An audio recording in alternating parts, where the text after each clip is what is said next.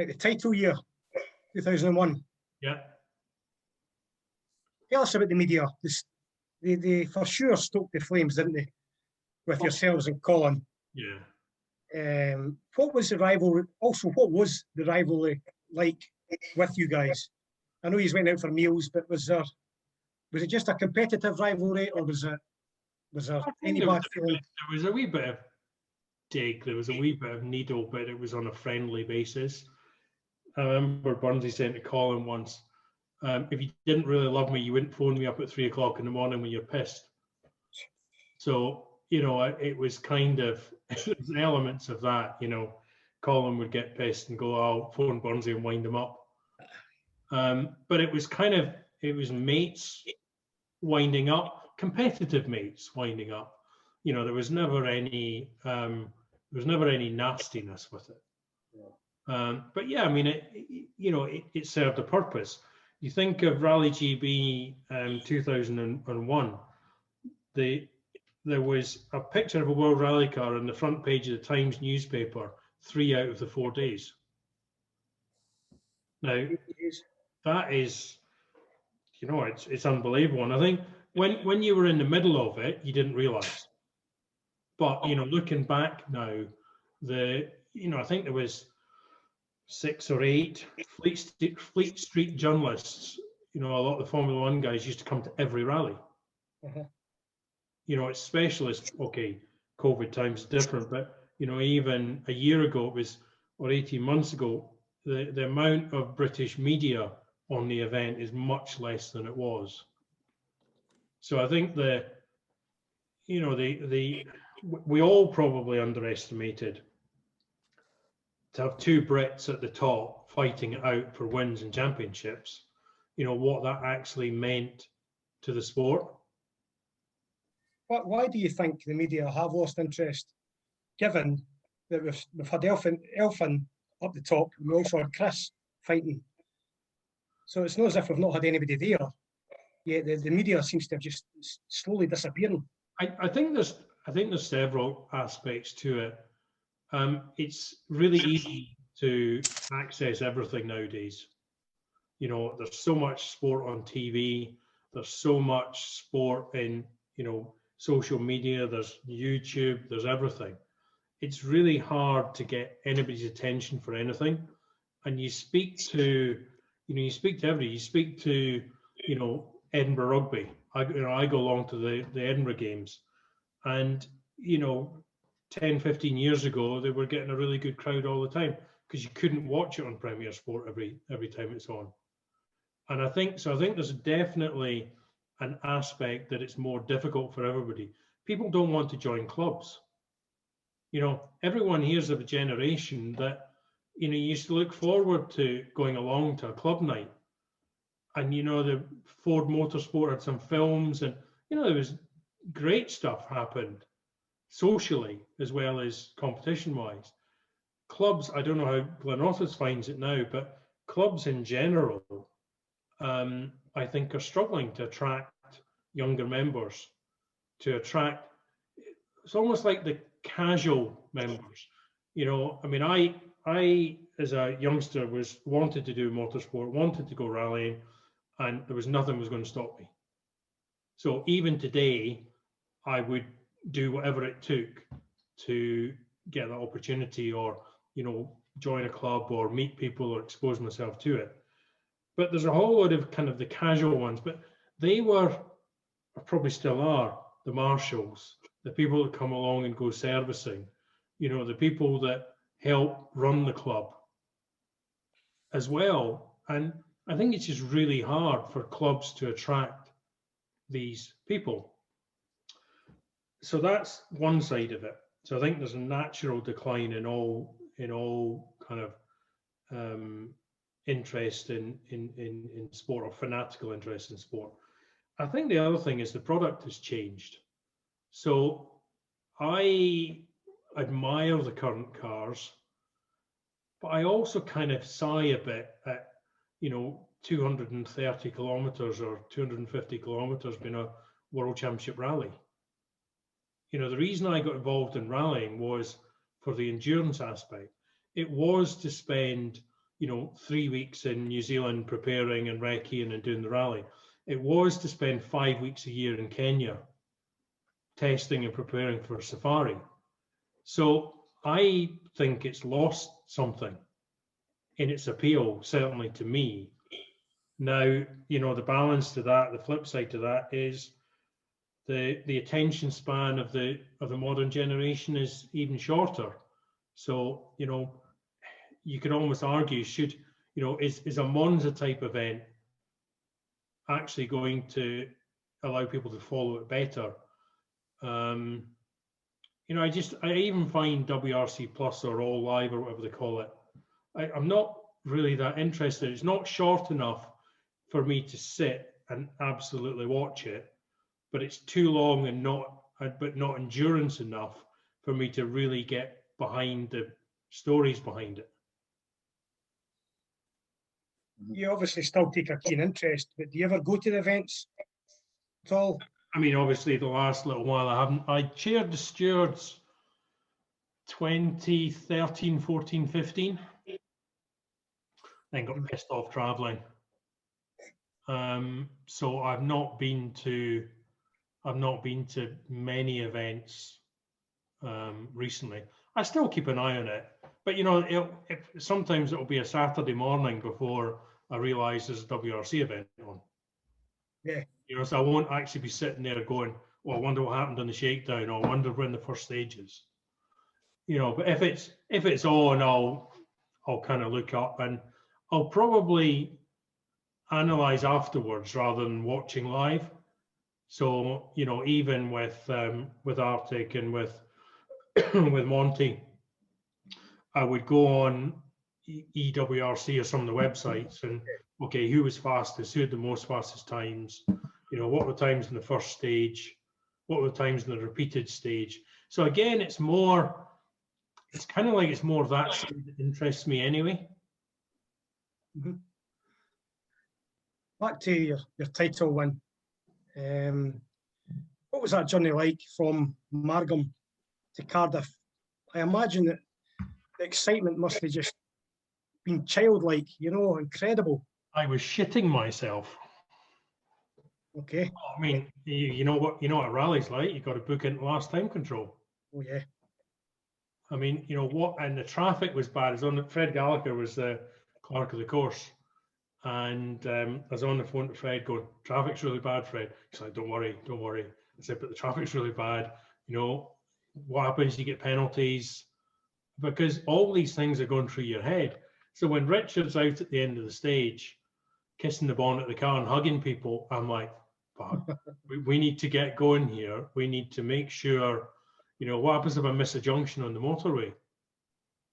So it probably wasn't until got to the finish ramp and, you know, I actually went to Fred and I said, right, Fred, come on, just give me the time on my card. Then you can take my card away. You can take as long as you like. And in those days, it was a bit. It's much more organised now. You know, you've got a bulletin for the start of the rally. You can check in at last control. You can do this. You can do that. In those days, you were kind of making it up as you went along, and the communication wasn't as easy and straightforward. So yeah. It wasn't settled until the final control. Tell us about the party. I can't remember a huge amount about it. There was a stretch limo involved. But I do remember, I don't know, 3 or 4 events into 2002. Beef came up to me, Michael Park. He came up to me and he handed me a wad of cash. And I'm like, what's that for? He said, oh, I'd forgotten about it as well. That's the money you loaned me at the party after GB. So I never even remember doing it. Fantastic. So you left Subaru, went to Peugeot. Yeah. It didn't really work out, although you had some good finishes, didn't you? I mean, yeah, it kind of did and it didn't. So we won Argentina and then got disqualified, with Marcus having been done for illegal service or whatever when he was leading. So that was one that got away. We led Finland and landed heavy on the yellow house jump and finished second. We led convincingly in New Zealand and crashed, which was stupid. So, you know, it had the makings of being okay. It was difficult. The culture, you know, you say, what was culture like doing Asia Pacific? A piece of piss compared with working in a French team. The culture is really difficult, really different. The car, I wouldn't even say the car was set up for Marcus. The car was set up for the engineers. And you kind of got the impression at times that the driver was a necessary evil to make their wonderful engineering creation move. And we would, you know, we did tests where we tested various, you know, it's usually the end of a test, they say, oh, just try this. So you try it and they say, what do you think? And you say, well, it's not better, slightly more difficult to drive, be harder on an event, it's okay on a test road, it's no slower, don't really think it'd be any quicker. You get to the next rally and it's on your car. Mm-hmm. You're like, why is that in the car? Oh, well, you tested it and you said you quite liked it. No, I tested it, I said I didn't mind it on a test road that I knew, but I wouldn't want it on a rally that I didn't know. So there just seemed to be an agenda all the time. I think when people think back to your Peugeot days, a lot of people remember the safari where he's got stuck in the ditch, the outside. Yeah. And I always wonder if the neutral watching the television doesn't wonder, why can't they just fix it? Like Tanak and Monty come through with a puncture and he's out in the alley. Yeah. Do you think these things help the sport? In the good old days of safari, you just land a helicopter and put a new corner on. Mm-hmm. You know, I mean, we'd driven 120 kilometers with the strut knackered. So, you know, it was always going to be difficult to get there. We didn't know whether we were going to get there. And obviously just that bull dust when we entered through the gateway in the service park, it dug in and rotated the car and there was no way it was coming out. But yeah, it was another one of these silly rules, you know, that Charles Reynolds, who kind of worked for the FIA at the time and managed the whole thing, he was stood watching us and I'm just like, what do I do? Mechanics have stood beside you. I can't do anything about it. I mean, the team were watching, weren't they? Your service crew were watching as well. Eh? Yeah. I mean, as I say, was it Tanak and the Monty got disqualified for the? Yeah. Yeah. Well, I wonder what the neutral viewers thinking of that. You know, I think I mean, we live in different times, and I think we've always got to consider that. You know, we were, you know, you talked about GB 95. We were servicing out of, you know, laybys and people's yards and garage forecourts and whatever. We're now servicing in a service park.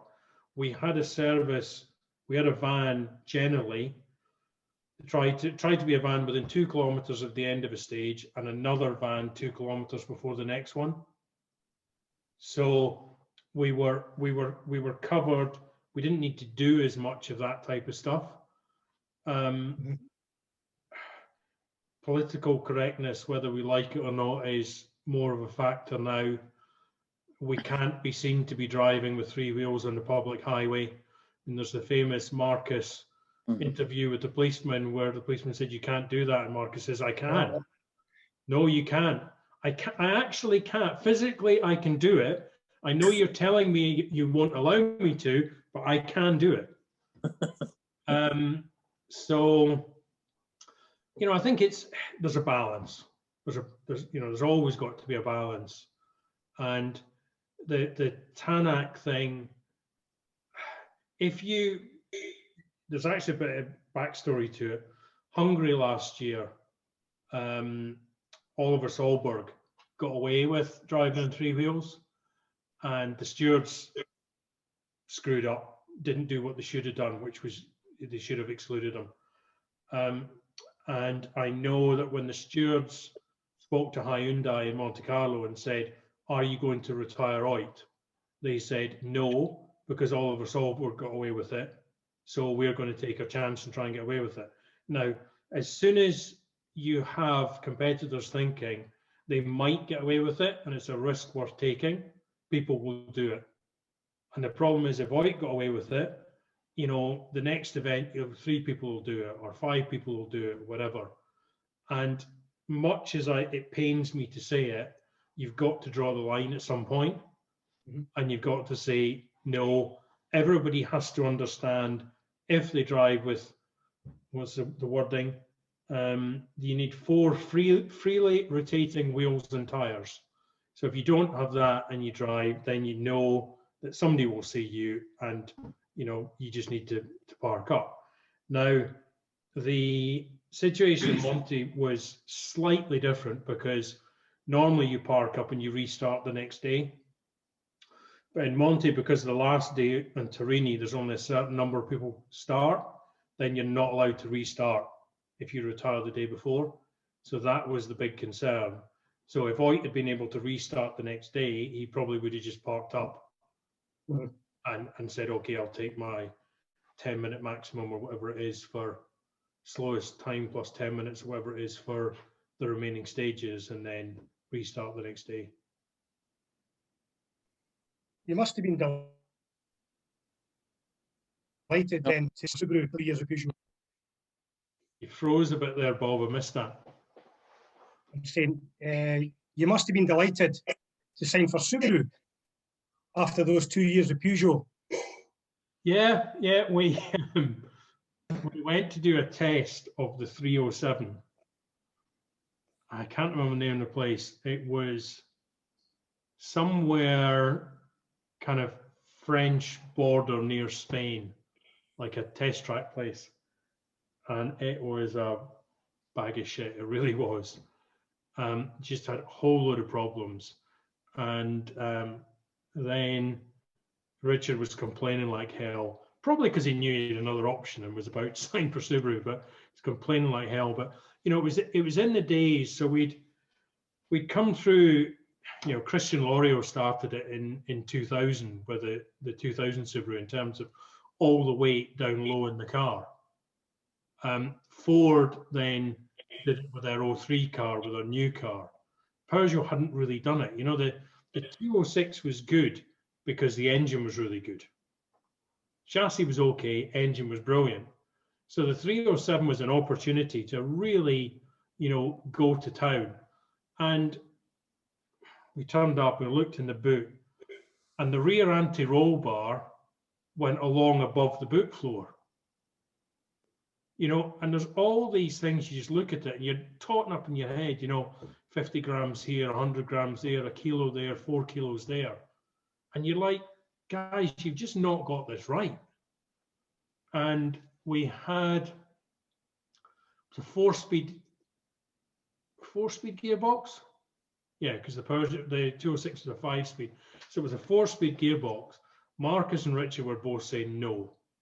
You know, 5 is the absolute minimum you can go to. So they went to 4-speed gearbox. The first day and a half of the test, we weren't allowed to do any standing start. And then the last afternoon, okay, you can do a standing start. So, you know, 6,000 revs, sidestep the clutch, normal standing start, bang, car rolls back, and the gearbox is spewed out on the tarmac. You know, so it was just, it wasn't a good test. Mm-hmm. It wasn't a good test then. And Richard, by that point, was staying in Andorra. And we were going to Andorra that night, and we jumped in this car, going away from the test. And he said to me, he said, you know the first call I'm going to make, don't you? And I said, well, it's one of 2 people. It's either Julian Jacobi, our manager, or it's DR. He said, yeah. He said, yeah, you're right. I was going to phone DR. I better speak to Julian first before I confirm it. So we spoke to Julian, and then he phoned DR. He said, right, do the deal. I don't want to dwell on the tragedy that struck Richard, but it must have been a dreadful time for yourself as well, Robert. Yeah, it was. I mean, everybody questioning you about how he is and all that kind of stuff, you know. Again, there's lots of different aspects to it. I think it was a tragedy for rallying, you know, first and foremost. And, you know, it was quite clear that Colin wasn't getting on at Citroën, and, you know, things weren't going to last much longer there.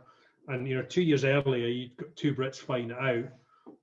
Within the space of, you know, a few weeks, you've got no Brits on the start line of Monte Carlo the next year. So, you know, I think first and foremost, that is something I often think, you know, if the pair of them had been about today, how would that have changed rallying in the UK? Would it have inspired another generation? You know, would they be in senior positions in the sport? How would that all be working? So that's certainly one big thing. Personally, it was terrible. I mean, you know, so we did the test on the Saturday. So it was the lead up to it was really busy because we had 3 rallies in 4 weekends. We had San Remo, then a rest weekend, then Spain, then Corsica, then Spain. And it was really stressful. And San Remo, something didn't work, the notes didn't work. He was saying, I'm hearing you, but I just can't, you know, understand what's going on. So that was strange. Corsica, he started being sick at the end of stages. Spain, we eventually crashed in the last day, having not had that good a performance. To be honest, looking back, I think it started, or it was having an effect on him in Finland, because we lost out on a battle for second place with Petter on the last day in Finland, and there is no way we should have got beaten by Petter. And I remember at the time saying it was a guy, Steve, who was his trainer. I remember at the time saying, there's something not right with him. He's not got his usual fight. Oh, he's just tired. It's a long season. There's a lot of pressure. Because remember, we're leading the championship.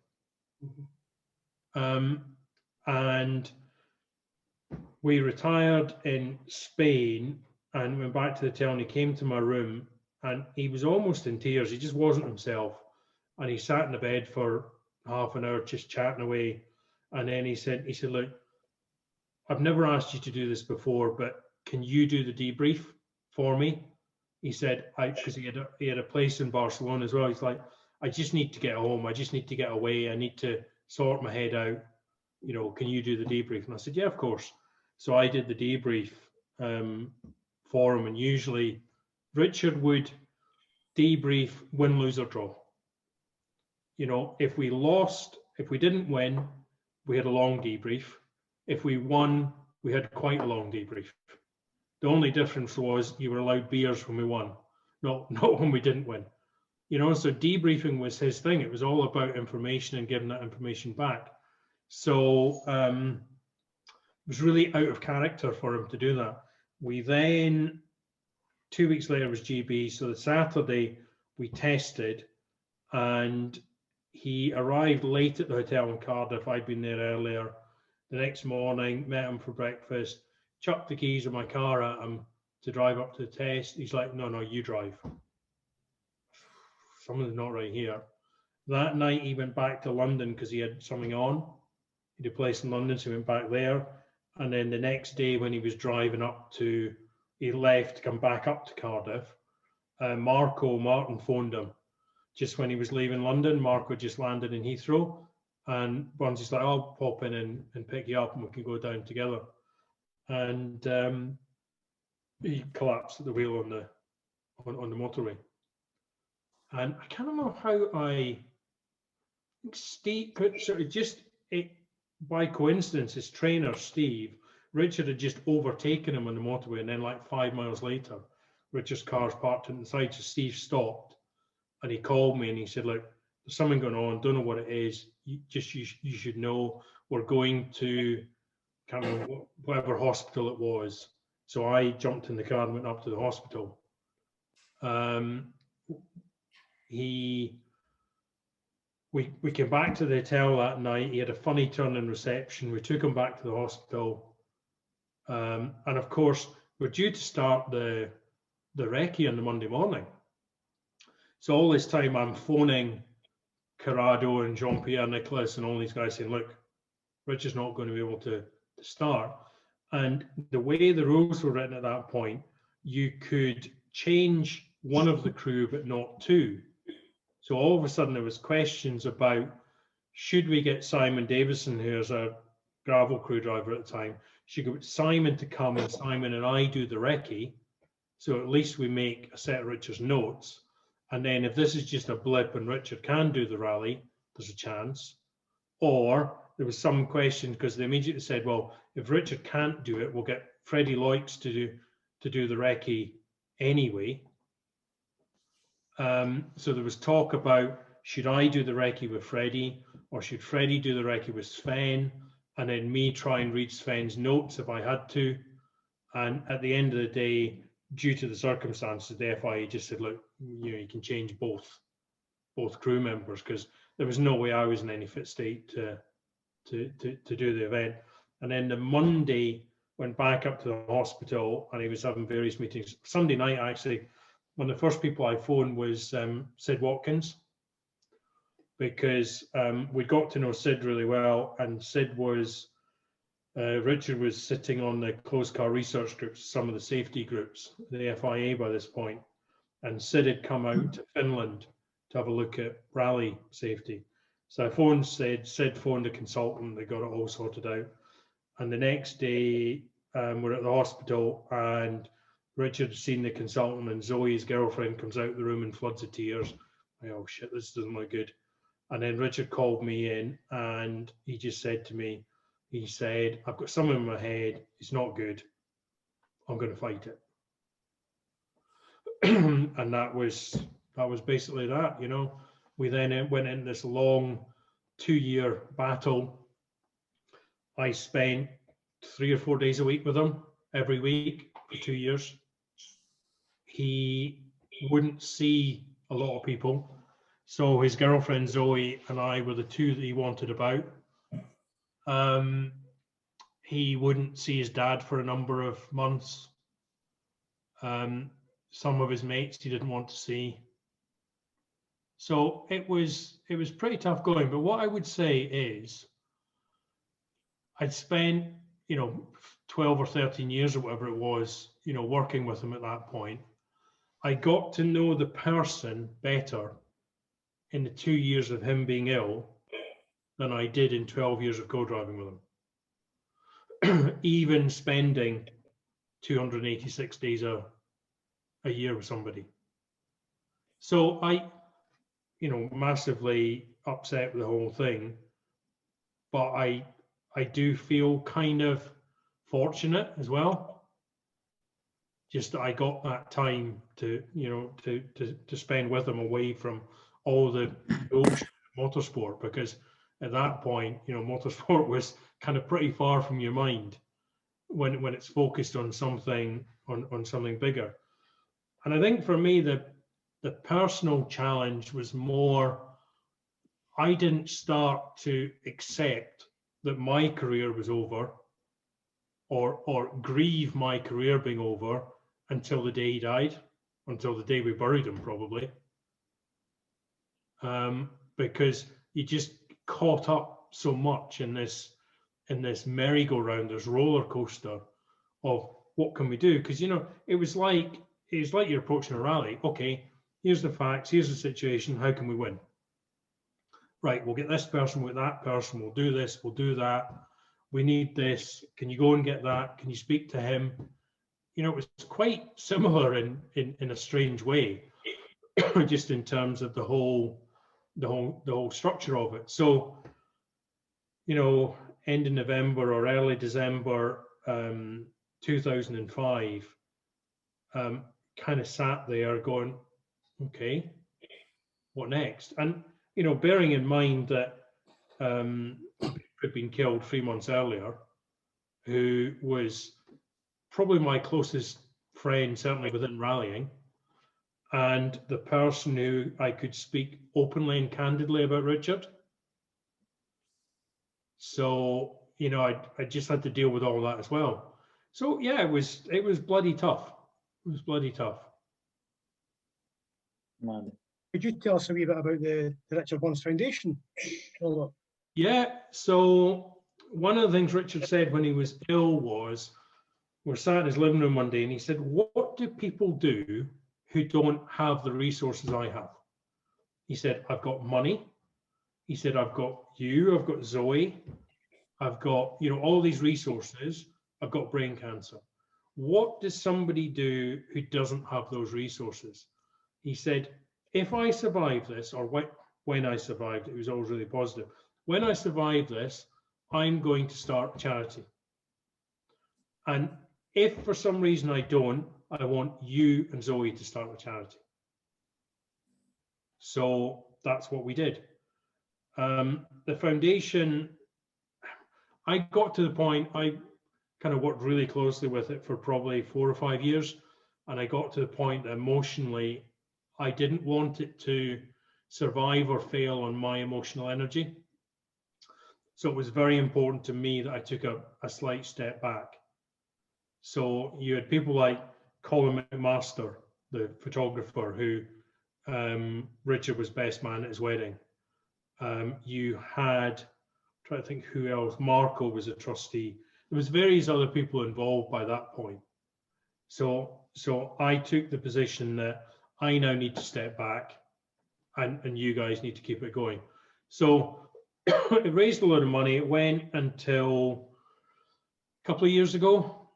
And then it was kind of a case of, okay, there was £1 million and something quid in the bank. What do we do with it?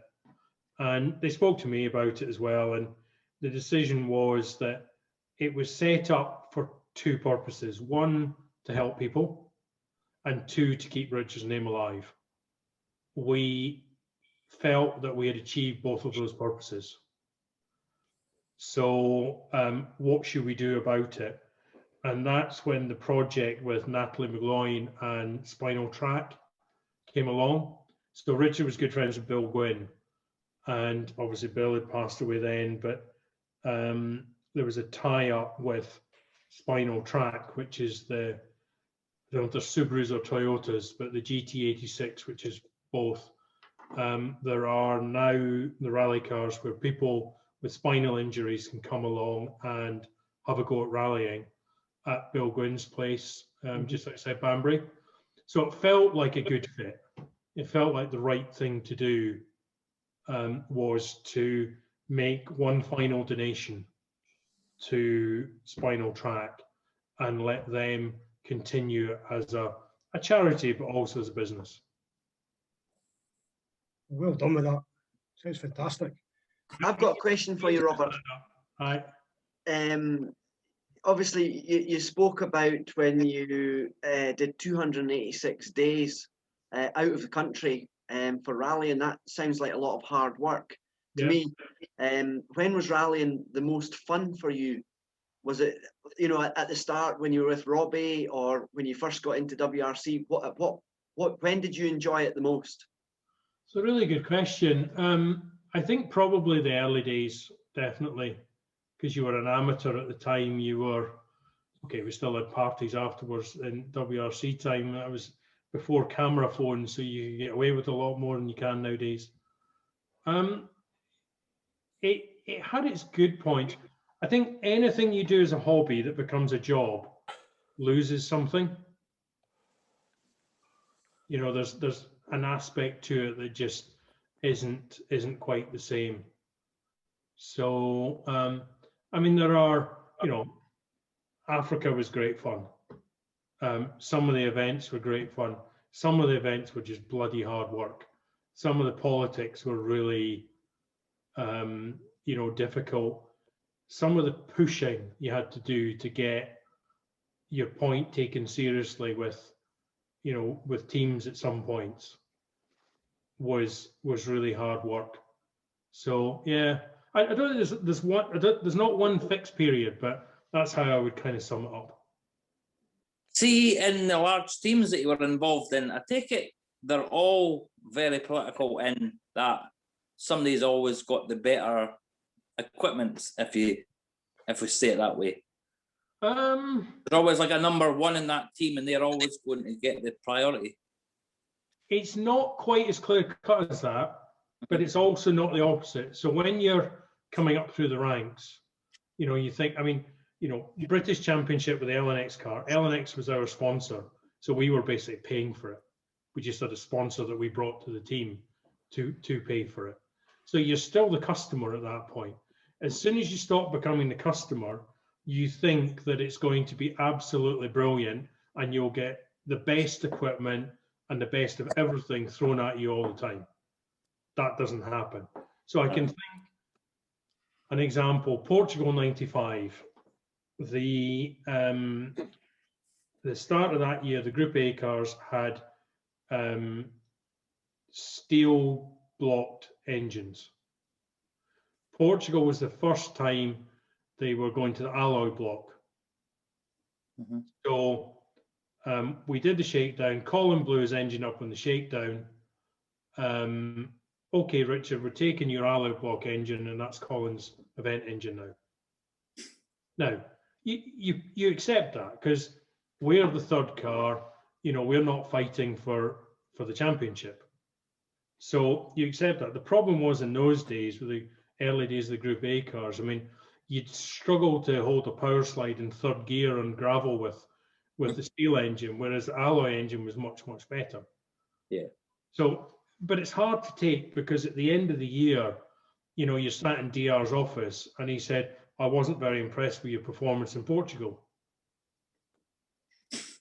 Yeah. Well, you took away the good engine.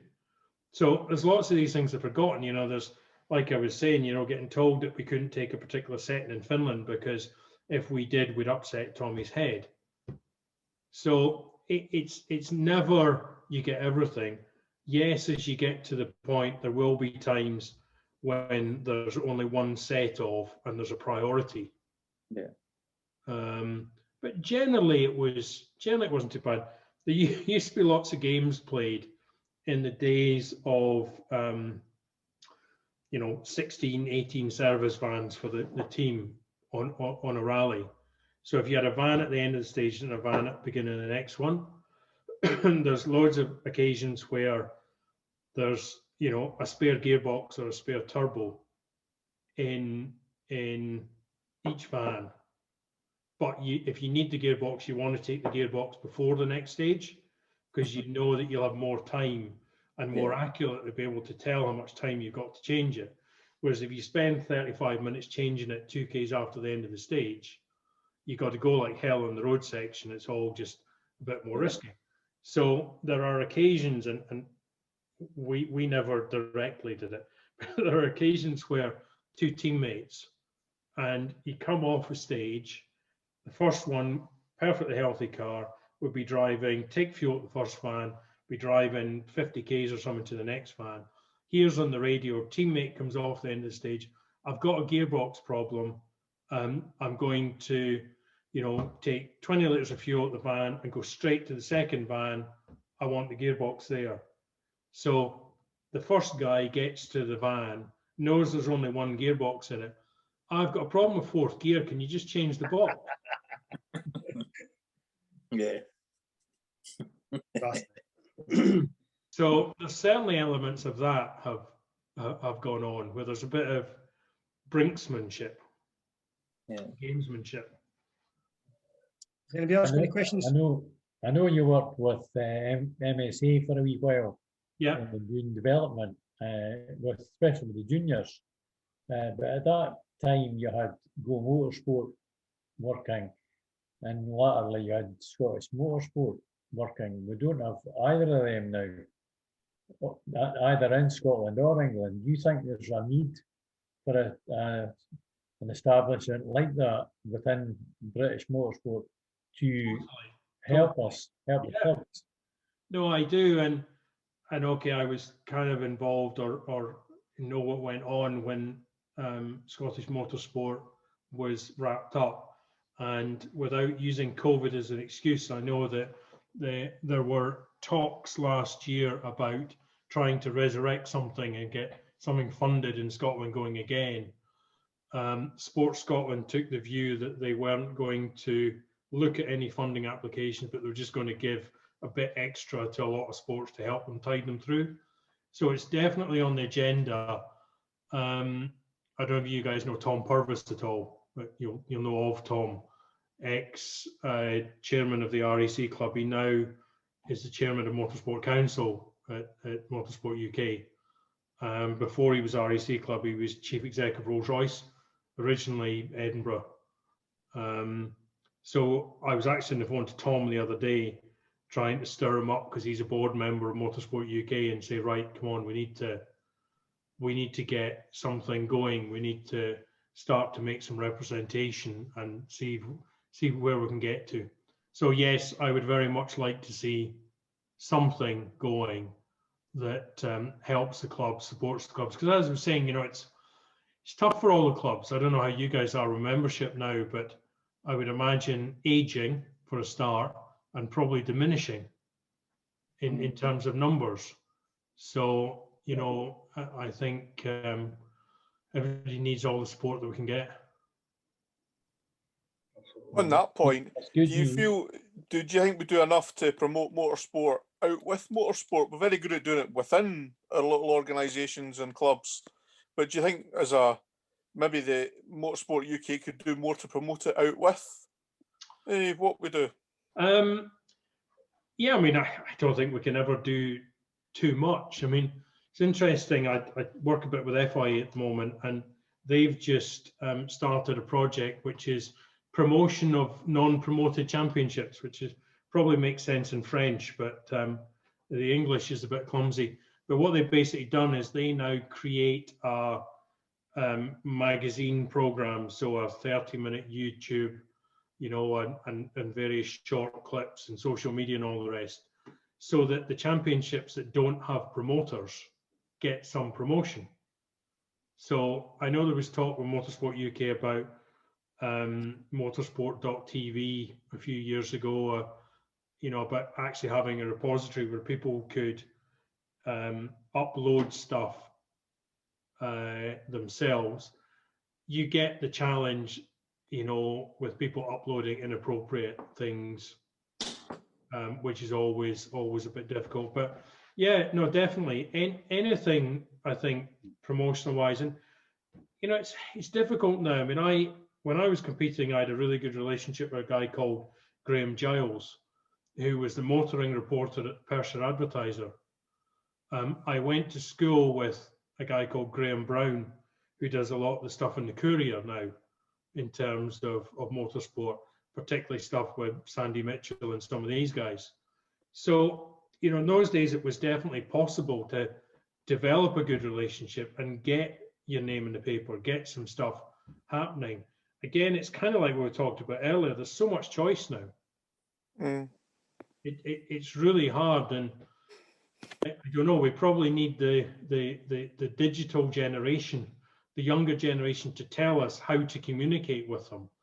How do we get the message out there? Is it TikTok or Instagram or Twitter, or I like to think I'm reasonably IT and digital literate, but even for me, I get a bit confused sometimes with all the different options out there. Another question: do you miss competing? Not now. I miss the people. Mm-hmm. So when you spend so long with large groups of people, it was pretty weird. Again, and in the days and weeks after Richard died, and all of a sudden I'm not in London 3 or 4 days a week. I'm at home. I'm like, what do I do now? Yeah. And you don't have the people, and that's when, as Bill said, I went to Motorsport UK and I said, Colin Hilton at the time. I said, look, you know, you've got no Richard, you've got no Colin. You need to do something to try and bring the next generation through. You know, Chris was the output of a Peugeot Find a Driver scheme. You know, Elvin went through all the UK Motorsport UK kind of training development programs as well. So, you know, these types of initiatives I think have certainly helped. Yeah. The argument always is they could help more, and you know, why do you spread it so thinly? Why don't you choose one person? Okay, you know, how do you choose one person? Because only one person's going to be happy. So it's really political and difficult. But yeah, I mean, to answer your question, the people working in a team, the camaraderie, the traveling, you know, it just became a bit of a traveling circus. So that was quite hard to do. The socialising in any event that we do as well is always, it's a good bit, isn't it? Going out with the pub guys and yeah. Unless you're with Bob, of course.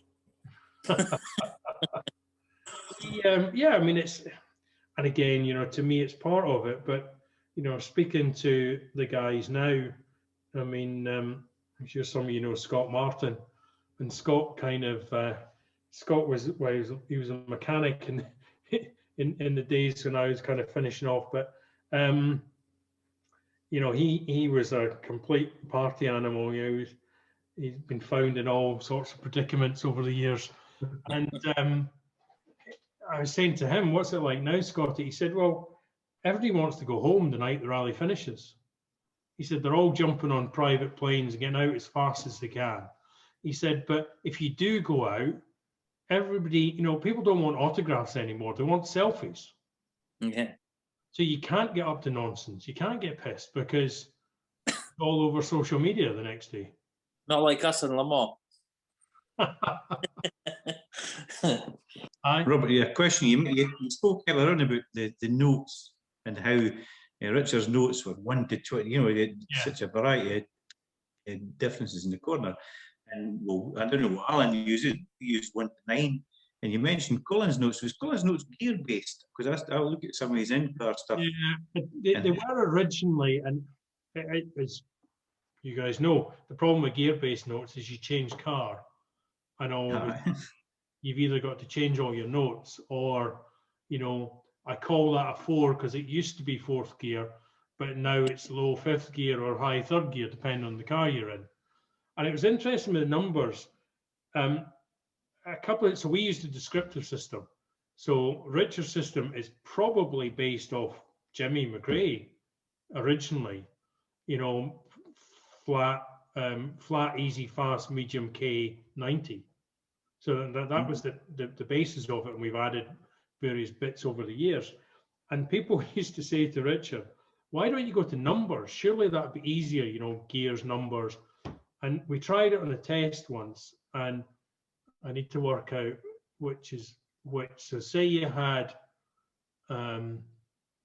say a medium was 3rd gear. So we made it and we called it a 3. And then Richard said he's driving along and I'm saying 3 right. And he's going 3, 3, medium, 3rd. And he was just getting completely confused. Whereas I said medium and just bang, he knew it, you know, straight away. But yeah, some of them were based on gears, others on, I mean, 1 to 9 would originally be a road rally thing where you'd be calling severities of corners off a map. Yeah. So yeah, different note systems just evolved from different things, and we took different things from different people. There's a piece of footage on YouTube of Richard and I. It's either 91 or 92 Rally GB in 16 valve Group A Peugeot, and there's a piece in Clumber that Marco Len overtakes us at the end on a 30-second start in the Toyota on his second run, but there's a piece in one of the forests and it's really fast. And we used to have, so we had Absolute, which was faster than flat. and I'm absolute left, absolutely right, absolute left, absolute right, and he just didn't have enough bloody time to say it. You know, absolute just took so long to say absolute. So why would you have someone who's 3 syllables that's your fastest call? So we actually stole Max from Malcolm Wilson. So he was using Max. So we then went on and used left Max, right Max, left Max, right Max, which is much, much easier to say. Yeah. And we actually then started using slight, which was kind of not necessarily faster than a Max, but slighter than a Max. And then just right and left as well. Because that's where the speed comes from. You know, when you're on a closed road tarmac rally or a forest rally, the speed comes from 2 things. It comes from your definition of the high speed and the way that you do what I call the story corners, the long corners that go on and on and on, and being able to know that, you know, the people that go, you know, fast left opens and tightens over 50 and opens over 80, then tightens to K. How the hell do you know where it tightens to K? You spend half your time listening for the note and trying to and then you're going, okay, so that was like 150 meters ago, so it must be soon. And I always think when you look at onboard stuff, either from behind looking out or the camera's looking back, as soon as a driver goes like that, you know that they're not listening to the notes or able to commit to the notes, or the notes are not making sense.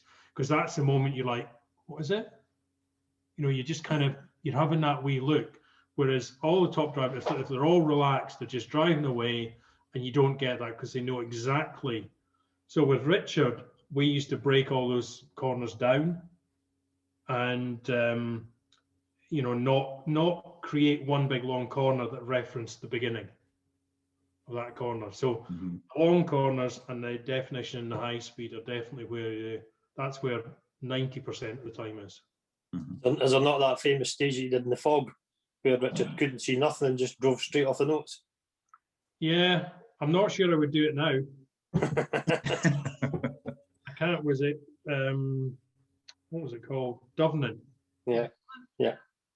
Early morning, and there was.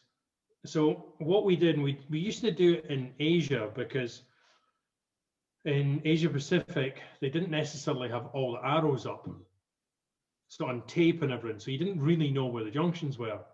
So sometimes you're going along, you know, a plantation road in the middle of Malaysia, and maybe the trucks have been turning off at that one, but you were going the next one, or two roads later, because it's all square grid.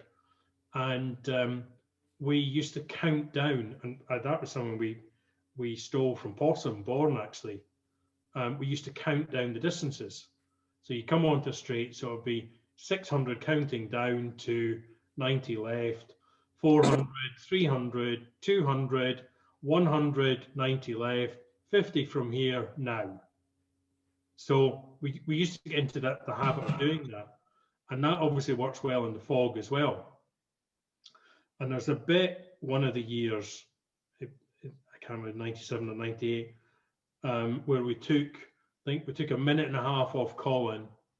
We were a minute quicker than Carlos, who was second quickest. We caught and passed Didier on the stage, and he couldn't keep up with us once we passed him. And there's a big long straight in there, and it goes down to a natural 90 right. So it's not a junction, just in the forest there's a 90 right. But about 100 meters before that, there's a big lay-by on the right-hand side.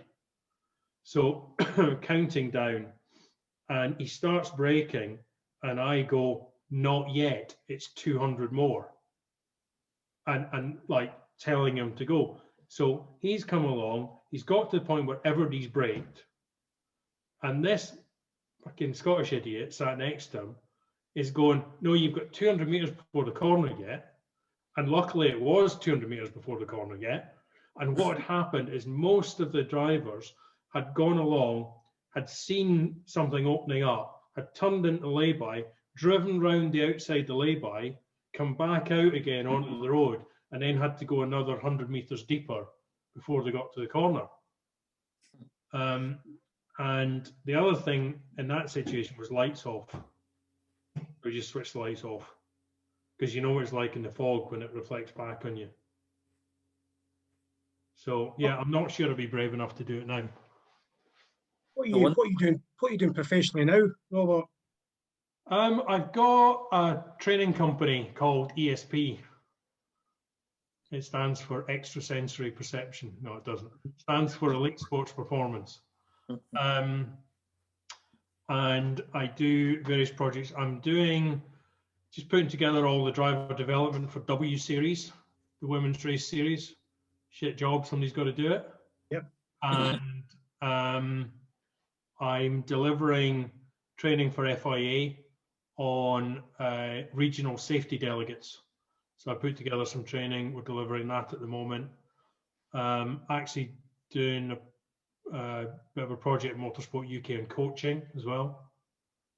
Done work over the years with various teams and drivers and whatever, just sort of training bits and pieces. I'm in the really fortunate position that I do what I want to do. Did I hear you have a bar? No. Yeah, I had a bar. Drunk it dry. Not quite. No. Everybody thinks I was really clever in selling it before COVID, but there's nothing to do with that. It's just natural time to get out. The business partner I was involved with had a new girlfriend who's now the mother of his child, and she wanted to get more involved. And you know, I just thought it was the right time to exit. I moved full time to Edinburgh in 2012, 2013. And the idea of the bar was I'd always talked with a couple of mates of doing it who were in the industry, but also it was a fantastic way of establishing yourself socially and business wise in the city. So again, a bit like the Richard Burns Foundation, you know, I'd run with it, I'd tick the boxes, I got out of it what I needed. Whole load of knowledge, whole load of fun, and it was time to exit. Mm-hmm. Okay, we're going to wrap this up soon. Any more questions, folks? No. No. Good. Oh well. It's I been an spoke to absolute Stuart pleasure. Loudon today, and he sends his wishes. All right, yeah, he's a good guy, Stuart. He was telling me about his this year's plans. So he's got quite an active. He's doing recceing for I can't remember the driver's name, but he said to me, we're coming in tonight speaking to you, so he sends his regards. Yeah, no, not seen him for a while, but yeah, is he competing? He's not competing this year. He's at the moment he's doing notes for somebody, just same as what you were speaking about. Yeah. I can't remember the driver, but it's a world event. You tell me about the practicing in the new Ford, the new Fiesta. It's been between the R5 and the R2. Yeah. This is a fantastic car. Yeah. I'm looking forward to that coming in. So he's no, I think he still does. He does a bit with Matthew when they're testing and whatnot. Mm-hmm. So that's their latest thing. So they're actively still producing cars and getting ready for the start of Borellium, which hopefully we all are as well. When's it going to be? Nicola. Will it be Nicola? I hope. No, it might not be. We'll find out tomorrow. I don't think she's into rallying. She's certainly not into football.